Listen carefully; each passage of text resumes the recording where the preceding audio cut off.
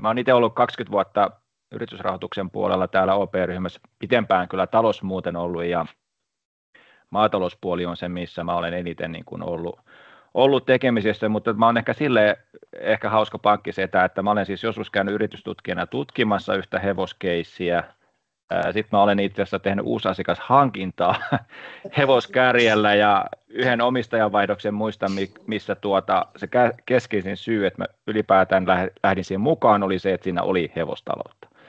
Et mä en ole ehkä nyt ihan tyypillinen, mutta nämä on niin vähäisiä nämä keissit ollut, että minä en nyt kauheasti tästä viisastele, ja sen takia me itse asiassa juteltiin Naulin kanssa vähän etukäteen sitä, että mitä mä niin kuin ehkä ajattelen erinäisistä niin kuin asioista, ja mun tässä esityksessäkin on nämä slaidit tulee tuolta maatalouspuolelta, ja mun mielestä siinä on sellaisia niin kuin asioita, mitkä niin kuin voidaan ottaa tällekin puolelle esiin, ja nyt tuossa nostelenkin niitä kysymyksiä, mitä pankkilainen miettii, ja olikin hyvin tuossa nyt nostellut niitä, että miten tuodaan sitä läpinäkyvyyttä siihen koska tämä ei ole semmoinen ala, että meillä olisi paljon kokemuksia tästä, että maidon tuotanto on sellainen, että sitä on paljon tehty meillä, ja siitä meillä on tosi paljon kaikenlaista dataa ja tietoa, mutta tämä on vähän hankalampi just näistä syistä, mitä Auli tässä kertoi, mutta yleisiä pohdintoja nyt ensin, mitä tässä on, eli tässä nyt kun itse lähestyy tätä teidän alaa, tässä nyt tietysti monia alojakin vielä, mutta nämä on nyt vähän tämmöisiä stereotyyppisiä, mutta ne on ehkä nyt ne, että näihin te nyt tulette törmään siellä pankissa, näin mä vähän niin kuin väitän, niin tähän ehkä kannattaa sitten niin kuin vaan suhtautua sillä lailla, että on vähän niin kuin kysymyksiä aiheesta. Eli ala on hyvin heterogeeninen, ja ammattimaisuus ei ole kyllä aina korostunut tässä. Et voi olla enemmän sille, että lähdetään harrastuskulmalla liikkeelle, ja sitten se ehkä näyttäytyy sinne pankin suuntaan eri tavalla kuin joku toinen toimiala. Sitten se, että taloudellista menestystä, niin sitä ei kauheasti julkisuudessa näy. Tämä sama ongelma on itse asiassa maataloudessakin. Siinä on ehkä monia syitä, miksi ne menestyjät eivät halua siellä julkisuudessa kertoa, koska sitten voi olla, että pellon hinta nousee vuokrassa, jos kovasti siellä elvistellään ja niin poispäin. Mutta tämä on ehkä sitten niin kuin rahoittajan näkökulmasta se taloudellinen menestyminen hän on aina hyvä asia. Ja tätähän tässä Aulikin niin kuin lähestyy omassa esityksessä. Tämä on niin kuin semmoinen tietty haaste. No sitten se samainen, että miten näitä talouslukuja katsotaan, niin nyt nämäkin keisit, mitä mä tässä nyt puhuin, mitä mä rahoitin, niin ne oli kaikki sellaiset, pois lukien se ravi, niin siinä oli niin kuin maatila, ja siihen kylkeen oli kasvanut se hevostoiminta. Et se oli vähän niin kuin erityyppistä, ja silleen mä itse sitä niin kuin lähestyin niitä keissejä. Mutta se, että jos tilastoja ajatellaan, niin tavallaan mitä Aulkin tuossa esitteli, niin ainakaan niin kuin meillä ei ole tämmöisiä niin kuin vertailutietoja olemassa. Et meillä löytyy eri kotieläin tuotannon suunnista, niin me ollaan voitu rakentaa tietyt niin kuin raja-arvot erilaisille asioille, mitä me on nähty, että tuossa kohtaa tilanne muuttuu keskimäärin. Mutta hevostaloudessa meillä ei ole sellaisia tietoja. Ja nyt tietysti, jos te pankkiin tuutte juttelemaan, niin jos tämmöistä tietoa pystytte sinne pankkiin tuomaan, niin se on ehdottomasti niin kuin hyvä asia. Et kaikin niin kuin puolen. Ja jos mä nyt käyn katsomaan meidän salkusta, että katson sieltä toimialaa, että hevosten tai hevoseläinten kasvatus. Ja sitten katson siitä, että semmoista mittaria, joka vähän kertoo siitä, että onko alalla haasteita. Niin tämä pankkien varovaisuus on täysin perusteltua. Mutta nythän ongelma on se, että kun se ei ole se koko kuva, eli jos on nyt niin, että siinä on isoa hevostoimintaa maatalouden toimialan alla, tai sitten on ihan jonkun muun toimialan alla, niin se ei ole se, että kokonaispotti on tämä. Tämä on niin kuin se haaste tässä, että niin kuin se näkyvyys, että mitä eri asioita on. Että jos nyt katsoo sen, minkä intuitiivisesti ajattelee hevosista, ja sitten katsoo yhtä mittaria ja siitä tekee johtopäätöksiä, niin se lopputulos on ehkä aika surullinen teidän näkökulmasta, mutta sitten pitää ymmärtää se, että kun se ei ole se koko kokonaisuus. Tämä on ehkä se, että miten ala pystyy tätä tietoa niin kuin tuomaan tässä. Ja nyt sitten ehkä se, että mitä rahoittajaa kiinnostaa, niin kaikki lähtee käyttökatteesta liikkeelle. Eli tavallaan nyt mitä tuossa Aulikin esitteli, että käyttökateprosentit on erilaisia eri niin kuin hevosalan toiminnoissa. Sama tilanne on maataloudessa, maidon tuotannossa, sikataloudessa, naudanlihassa, viljassa. Kaikilla on eri prosentti, mikä on se keskimääräinen. Eli se toiminnan muoto vaikuttaa siihen, mikä on se absoluuttinen prosenttiluku. Ja tämä täytyy niin kuin ymmärtää, että osaa verrata niin kuin asioita keskenään. Et käyttökateprosentti ei ole sellainen, että voi aina verrata, että otetaan hevostalous, maidon tuotanto, alihankintakonepaja. Niin ei voi verrata keskenään tällä luvulla, koska se toiminnan muoto on niin erilainen, se kulurakenne. Että pitää verrata sen toimialan sisällä niitä asioita, että saa sen oikein ymmärryksen. Ja se on niin kuin keskeistä mun mielestä tässä teilläkin, että pääsee niin kuin tähän kiinni. Ja sitten minä itse tykkään peukalosäännöistä, koska ne on ehkä semmoisia, jotka auttaa niin kuin siinä arjessa. Tuossa niin kuin huomasitte, on paljon erilaisia tunnuslukuja, mutta se, että jos pystyy niitä vähän niin kuin puristaa johonkin peukalosääntöihin, mitä on niin kuin ehkä helpompi niin kuin hahmottaa ja seurata, niin se on ehkä auttaa siinä johtamisessa. Et esimerkiksi mä tuosta velkaa per hevonen kyselin sen takia, koska meillä on muodostunut maidon tuotannossa. Se on se ainoa tuotantosuunta, mistä meillä on niin kuin tullut tämmöinen peukalosääntö, että paljon velkaa voi olla per lehmä. Se on aika niin kuin simppeliä nyt tavallaan, kun tuossa Auli esitteli niitä tuloja, että paljon se hevonen voi tienata, niin nyt tavallaan se on niin kuin siihen auttaa hirveästi, että vaikka kaikkia asioita ei tiedäkään, niin sen pystyy siitä niin kuin miettimään, että mikä on ehkä semmoista niin kuin tarkoituksenmukaista tai missä kohtaa pitää alkaa huolestumaan.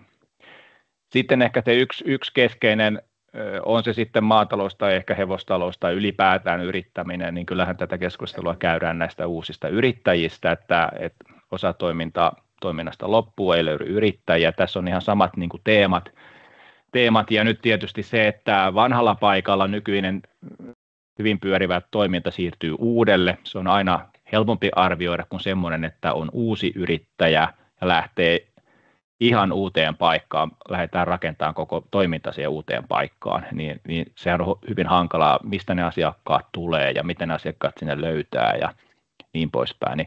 Niin nämä on niin kuin ehkä niitä, mitä sitten kyllä pankkilainen kovasti miettii, että riippuen nyt minkälainen tilanne on, mistä tulee pankkiin käymään. Tämmöisiä yleisiä pohdintoja. Sitten vaihtuiko siellä kannattavuus näkyville? Kyllä. Joo. Tässä nyt ehkä yleisesti kannattavuudesta, eli käyttökate on se, mikä kiinnostaa suhteellisesti ja absoluuttisesti. Suhteellisesti niin, että miten se on niin kuin kehittynyt, ja absoluuttisesti sen takia, koska se on se summa, millä niitä lainoja hoidetaan. Eli suhteellisilla prosenteilla ei lainat lyhene, mutta absoluuttisilla euroilla lyhenee. Eli nämä molemmat täytyy niin kuin olla kunnossa. Eli jos suhteellisesti on 5 000 euroa käyttökate ja se on kova prosentti ja velkaa on liikaa, niin se ei niin kuin auta siihen. Että tavallaan pitää tämä niin kuin ymmärtää. Ja sitten tuossa on niin kuin muutamia niin kuin asioita, mitä se pankkilainen kyselee, että jos on nyt toimiva tila tai toimiva yritys tai yritystoiminta ja sitten tullaan hakemaan rahoitusta vaikka Maneesiin, niin sittenhän katsotaan peruutuspeiliin, että mitä kaikkea siinä matkan varrella on niin kuin tapahtunut. Ja minua ainakin kiinnostaa sitten tietää, jos siellä on jotain muutoksia tullut parempaan tai huonompaan, että mitä siinä niin kuin tehtiin siinä. Ja nyt tietysti, jos meillä on joku hanke, niin sitten tietysti mietitään, että milläs oletuksilla tämä tästä jatkuu, että jos sinne tulee lisää hevospaikkoja tai paikkoja ei tule lisää, mutta maneesi tulee, niin millä oletuksilla tuloja tulee sitten lisää ja mihin ne niin kuin perustuu. Ja tässähän on tietysti hyvä tämän tyyppinen analyysi, mitä tässä puhuttiinkin, että minkälaisia kilpailijoita sillä alueella on, millä hintatasolla siinä mennään, eli mikä on tässä kyseisessä paikassa, mihin tämä investointi tehdään, se realistinen oletus siitä, on se sitten tuntihinta tai paikan vuokra tai muu, tai jos pitäisi tulla lisää eläimiä sinne tai asiakkaita, niin mistä ne niin kuin tulee. Kaiken tämän niin kuin arvioiminen. Ja tämä on niin kuin paljon hankalampaa nyt tässä, että jos ajatellaan taas vaikka kotieläintuotantoa, niin siellä on aina ostaja. Eli pankkilaisen ei tarvitse miettiä sitä, että meneekö se maito kaupaksi. Jos on tuotantosopimus ja saa laajennusluvan, niin kaikki menee siihen rajaan asti, mihin saa laajennusluvan. niin ei tarvitse markkinointia miettiä, mutta teillä tämä on aivan eri asia, mutta ei tämäkään ole silleen, että joka päivä pitää ne hankkia ehkä uudestaan, mutta tavallaan ymmärrätte nyt tämän niin kuin eron, mikä tässä niin kuin on. Sitten jos nyt oltaisiin maidon tuotantoseminaarissa, niin minulla olisi tähän kertoa teille tarkat prosenttirajat, missä meidän mielessä kannattavuus on erinomainen tai hyvä tai tyydyttävä tai heikko. Mutta nyt tästä hevostaloudesta, niin mä en pysty sellaista tähän laittamaan. Ja se olisi tosi hyvä siinä rahoituskeskustelussa, että semmoinen niin kuin olisi, että miten teidän toiminnan luvut on suhteessa muihin, niin tavallaan semmoisen tiedon tuominen siihen pöytään niin on aivan keskeistä. Kun meillä ei ole sitä valmiina, niin sen takia me tarvitaan niin kuin teiltä sitä tietoa tähän kohtaan. Sitten vakavaraisuudesta. Tämä nyt on ennen kaikkea niin kuin osakeyhtiö, mistä tässä puhutaan. Tästä mä voin nyt sanoa sen raja-arvon, koska se on yleisesti sama kaikilla, eli ei ole toimialasta riippuvainen. Eli jos omavaraisuusaste osakeyhtiöllä on yli 40%, niin se on niin kuin hyvä. Ja tämä nyt ehkä tästä. Sitten tämmöisellä elinkeinotoiminnan harjoittajalla, niin tämä on niin kuin vaikeampi. Sitä yritetään kyllä rakentaa maatalouspuolellakin, mutta se on paljon vaikeampi tavalla hahmottaa sitä, että mikä se niin kuin on, jos ei ole tämmöistä niin osakeyhtiötä, jolla on niin kuin oikea tase. Mutta tässäkin on hyvä muistaa nyt se tässä omavaraisuusasteessa, että tämäkin on vähän tämmöinen absoluuttinen kysymys, että jos on pieni tase ja omavaraisuus on hyvä, mutta ne luvut on kauhean pieniä, niin se on hyvin nopeasti syöty, jos tulee joku mutka matkaan. Että tämä pitää myös tässä niin kuin ymmärtää. Sitten ehkä semmoinen, mä itse uskon, että teille tuo käyttökate ja omavaraisuus on tavalla tai toisella jollain tavalla tuttu arjesta, vaikka se talous ei olisi niin kiinnostavaa, mutta tämä maksuvalmius on ehkä semmoinen uudempi asia eli tavallaan nyt kun pitäisi suhteuttaa sitä velkaa ja käyttökatetta, joka on se kannattavuus, niin tässä on nyt esimerkki maidon tuotannosta ja mä kyllä melkein veikkaan, että tämä ei kyllä ihan hirveästi mene mettään, jos ajatellaan hevostaloudessakin tämmöisiä, että jos maidon tuotannossa meillä on tämmöinen 5, eli jos velkakerroin on yli 5, eli toisin sanoen, että jos käyttökate on 50 000, niin velkaa voi olla 250 000. Tämä on tavallaan se, mitä kun tuossa aina välillä pankkilaiselta kysytään, että paljon voi saada velkaa, niin jos tämä olisi nyt se hevostalouden oikea luku, tämä 5, niin vastaus olisi se, että enempää ei voi saada. Jos tämä olisi yksi ja ainoa asia, mikä siihen vaikuttaa, mutta se on niin kuin kokonaisarvio, siihen vaikuttaa monta asiaa, on taloudellisia tunnuslukuja, yrittäjäominaisuudet ja mistä toimintaa lähdetään kehittämään, niin kaikki nämä katsotaan niin kuin kokonaisuuteen, mutta jos tämä olisi yksi ainoa asia, mikä vaikuttaa, niin silloin toi olisi niin kuin se vastaus. En osaa sanoa, että onko tämä nyt sitten se hevostalouden luku, mutta tämmöistäkin se pankkilainen siellä katsoo. Ja nyt tavallaan se juttu niin kuin on hyvä ymmärtää se, että kun meillä on erilaisia käyttökateprosentteja ja semmoisia niin kuin hyviä tasoja siellä, mutta jos se kannattavuus on käyttökatteella vähän pienempi ja velkaa on vähempi, niin se ei välttämättä ole se ongelma. Eli se juttu on se, että velka ja kannattavuus on niin kuin balanssissa. Ei niinkään, että joku tietty luku on ehdottomasti jotakin, niin tämä on niin kuin mun mielestä se keskeinen ajatus. Ja tavallaan nyt, jos hankkeitakin tulee, niin ne kertoimet nousee. Tuossa varmaan Aulin esimerkki, mä en tiedä, oliko siinä investointia, mutta se on selvää, että jos tulee investointia, niin tämä nousee sinä vuonna, kun se hanke tulee. Ja sitten jos tulot alkaa juokseen täysillä vasta seuraavana vuonna, niin sehän kertoo sitten sen että mihin se niin kuin asettuu, kun toiminta on niin kuin vakiintunutta ja sen jälkeen sitä aletaan pikkuhiljaa natsuttaa alaspäin. Eli pankkilainenkin katsoo niin kuin yli ajan, eli se yksi on se investointivuosi ja sitten miten se lähtee juoksemaan ja kuinka realistiset oletukset on siitä.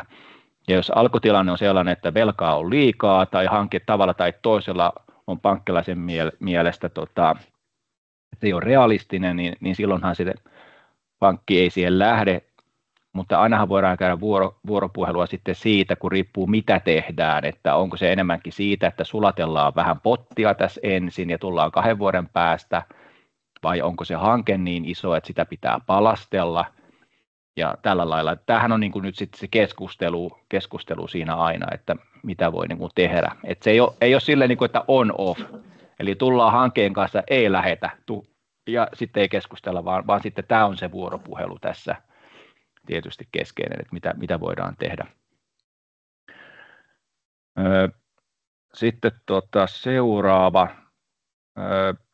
sitten ihan yleisiä periaatteita rahoituksesta, niin se velanhoitokyky on se kaikkein keskeisin, eli se kassavirta, joka lähtee sieltä käyttökatteesta liikenteeseen, että sitä pitää olla riittävästi. Sitten tuossa tuli eduskunnasta syöttölapaa näistä vakuuksista, niin nyt on tietysti hyvä ymmärtää se, että jos ei ole kassavirtaa, niin se on ihan se ja sama, mitä vakuuksia sieltä löytyy.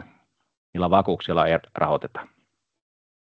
Ja sitten myös niin päin, että jos kassavirta on kunnossa ja pankki uskoo hankkeeseen, ja nyt jos me saadaan tietyllä laskennallisella tavalla vaikka nyt vakuusvajetta, niin sittenhän voidaan ottaa se vakuusvaje. Sitten otetaan sen verran riskiä. Ei se ole niin kuin maailmanloppu. Kyllä se niin kuin yleensä on tilanne se, että jos hankkeet on niin kuin järkeviä, niin ei se vakuuksista jää kiinni.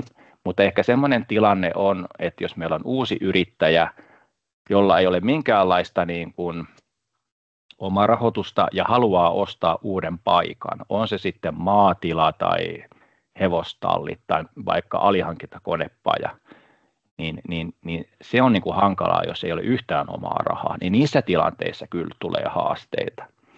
Ja sitten on ehkä se kysymys se, että jos on osakeyhtiö, niin sittenhän voidaan pikkuhiljaa siirtää omistusta ja sillä pienennetään sitä rahoituksen tarvetta. Mutta se on ehkä semmoinen kohta, missä niin kun se erityisesti korostuu se tilanne, mutta eihän kaikki ole tällaisia uusia yrittäjiä. Niitä on tietty määrä aina, mutta tämä on ehkä semmoinen tilanne, missä mä tunnistan, että on olemassa haasteita enemmän kuin että olemassa oleva yrittäjä tekee laajentamista tai kehittää toimintaa ja on näytöt olemassa, niin se on hyvin erityylinen se niin kuin miten sitä niin kuin lähestytään. No sitten ylipäätään laskentaa voi tehdä monenlaista, mutta se pankkilainhan yrittää niin kuin kaikin tavoin miettiä sitä, että nyt siinä on se yrittäjä yksin tai vaikka yrittäjäpari, että mitkä ominaisuudet hänellä on, jotta pystyy pyörittämään sitä toimintaa niin kuin laaja-alaisesti miettimään asioita, niin tämä on se, että tuleeko siihen se luottamus vai ei. Ja tämä on niin kuin äärimmäisen vaikeaa tehdä. Ja tässä ei ole mitään semmoista niin kuin listaa, että kaikki nämä asiat kun täyttyy, niin sitten mennään eteenpäin. Että se on vähän niin kuin tulee kokemuksista. Mä luulen, että mä osaan jo jotakin hahmottaa, jos käyn keskusteluita, että mistä mä yritän saada kiinni, jotta mä voin tätä arvioida. Mutta kyllähän se lähtee niistä näytöistä, että on se sitten tuotantoa tai taloutta, että mitä on saatu aikaiseksi. Niin kyllähän se on niin kuin se kaikkein keskeisin asia, miten tätä yritetään niin kuin miettiä. No sitten tämä budjetointi, strateginen ajattelu tuli kivasti tuossa Aulin esityksissä. Mulla ei ole tähän oikeastaan mitään lisättävää. Tämähän on pankkilaiselle musiikkia korville, kun on tämmöistä tuoraan laskentaa, tuoraan ajattelua, niin sehän on niin kuin aivan mallisuoritus.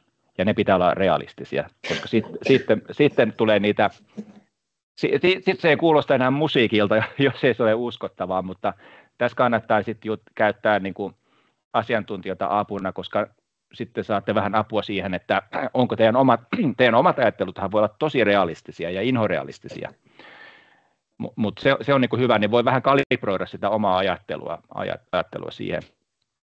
Sitten ihan yleisesti toi sähköinen kirjanpito ja ehkä teillä toi myyntireskontra on semmoinen, että kaikenlainen tämä laskutuksen seuranta, että miten nämä asiat hoituu, että ei tule luottotappioita tai tämän tyyppisiä. Kun se oli ehkä mitä itsellä on joskus tässä uralla ollut, että kun hevostallitoiminnassa oli siis aivan massiiviset luottotappiot yhdellä keissillä, niin se on jäänyt aina niin kuin mieleen, että miten tämä asia niin kuin hoidetaan, että kaikki on muuten kunnossa, mutta osa asiakkaista ei maksa vuokria, niin sen niin kuin hallinnoiminen on ehkä semmoinen, mitä voi osaa pankkilaista kiinnostaa. Ja sitten nämä, mitä tässä jo vähän niin kuin kommentoikin, erilaiset niin kuin oletukset, kun tehdään laskelmia, varsinkin semmoisissa tilanteissa, että tulee joku isompi hanke, niin sen miettiminen, koska se ei välttämättä mene niin kuin se on mennyt tähän asti. Mutta tämmöinen ja sitten mulla on muutamia ihan vain niin kuin tiedoksi, niin meillähän on vapaalla puolella tuolla op.fiissä erilaisia niin kuin laskelmapohjia, että jos haluatte itse näihin vähän jo tutustua, niin siellä on niin semmoisia pohjia, mitä voi niin kuin osakeyhtiölle käyttää. Ne löytyy täältä, kun jos menette kättelemään. Jos olette siis meidän asiakkaita, niin voitte, ja varmaan muiltakin voi vastaavia löytyä, ja kassavirtalaskelmasta löytyy myös sieltä niin kuin mallipohjaa. Ja tässä on nyt yksi pieni vaan niin kuin kuva siitä, mitä se voi olla. Tässä on niin kuin kuukausibudjetointia ja niin kuin esimerkkinä, että tämän tyyppisiä niin kuin työkaluja löytyy, ja totta kai tässä kannattaa käyttää sitten talousneuvoja hyödyksi sitten, niin saa tämmöisiä, niin nämä on just semmoisia, mistä niin kuin pankkilainen on kiinnostunut. Pankkilaista ei ehkä kiinnosta kuukausibudjetti silloin, kun puhutaan hankkeista ja kaikki hommat hoituu, mutta jos olisi semmoinen tilanne, että toiminnassa olisi jotakin haasteita, niin sitten ehkä pankkilainenkin olisi kiinnostunut näin tarkalta tasolta tietää näitä asioita, mutta teidän oman arjen kannaltahan tämmöinen kuukausiajattelu on niin kuin tosi fiksua, että jos keskimäärin vuoden aikana on rahaa, mutta sitä on vain 364 päivää, ja yhtenä päivänä tulee tili, niin se on hankala sitten se maksuvalmius, mutta teidän alalla toki se on vähän erityyppistä kuin ehkä joissakin maatalouden tuotantosuunnissa, niin tilipäiviä on aika vähän, mutta teillä nyt tietysti sitä on niin kuin useammin, että ei ole ihan näin hurjaa esimerkkiä sieltä. Sitten ehkä yhteenveto näistä kaikista eli minä nyt sanoin 3 vuotta, sen voi pidemmällekin katsoa ja aina vaan parempi, jos pidemmälle, mutta niin kuin pohtii asioita niin kuin tulevaan, minne haluaa mennä, ja sitten lukujen kautta vähän pohtia näitä. No sitten rahoittajan kanssa käy keskusteluita niistä asioista. Nämä lauseet on nyt maatalouteen, niin tässä voi olla osa vähän hassuja sanoja teille, mutta tämä perusviestihän tässä on ihan toimii samalla tavalla. Konerahoitukset teillä on ehkä pienempiä noin toiminnan luonnehuomioiden verrattuna tämmöiseen perusmaatalouteen, mutta niin kuin, tämä ehkä enemmän esimerkkinä siitä, että kun tavallaan mitä te mietitte toiminnan kehittämisestä ja muusta, niin sitten vähän miettii niitä rahoitusinstrumentteja, mikä on ehkä järkevää. Ja pankkimaailma on kyllä muuttunut, vaikka ehkä se pankkisääntely ei aina niin ole muuttunut, mutta sitten kun pitää muistaa, että vaikka sääntely on vanhaa, niin sitten voi olla se, että niitä pikkuhiljaa tuodaan rahoitusprosessiin matkan varrella, ja se muuttuu ja muuttaa toimintaa. Niin näitä on hyvä aina välillä jutella sitten, että miten se homma menee. Ja sitten tämä tosiaan, että jos on isompia hankkeita, niin kyllä mä lämpimästi suosittelisin sitä, että sitten pankkiin ottaa talousneuvojan mukaan ja juttelee vähän asioista, mitä siinä niin kuin on niin kuin mielen päällä. Mutta tämmöinen esitys